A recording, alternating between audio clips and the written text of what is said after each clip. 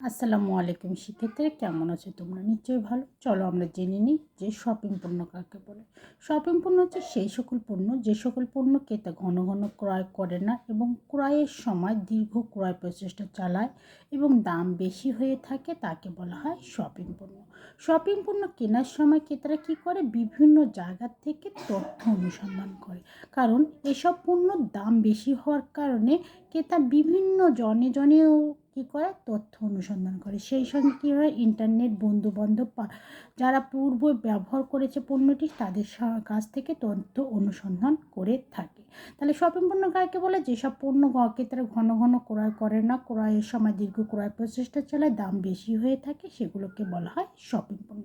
Shopping পণ্যকে আবার কত ভাগে ভাগ করা যায়? দুই ভাগে ভাগ করা যায়। একটা হচ্ছে সমজাতীয় শপিং পণ্য আর একটা হচ্ছে অসমজাতীয় শপিং পণ্য। সমজাতীয় শপিং পণ্য হচ্ছে ওই সকল পণ্য যেগুলো একই রকম কাজ করে থাকে এবং সবগুলো পণ্য একটা ব্র্যান্ডের সঙ্গে আর একটা পণ্যের মধ্যে দামের পার্থক্য পরিলক্ষিত হয়, তাকে বলা হয় সমজাতীয় শপিং পণ্য। যেমন টিভি, সব টিভিরই কাজ হচ্ছে বিনোদন দেওয়া। ওয়াশিং মেশিন, সব ওয়াশিং মেশিনের কাজ কিন্তু বিভিন্ন ব্র্যান্ডের মধ্যে দামের পার্থক্য পরিলক্ষিত করা যায়। তাই দেখা যায় যে শপিং পণ্য, সমজাতীয় পণ্যগুলো সবগুলোরই কাজ একই রকম হয়ে থাকে। তো সেক্ষেত্রে আজ এ পর্যন্ত। আল্লাহ হাফেজ।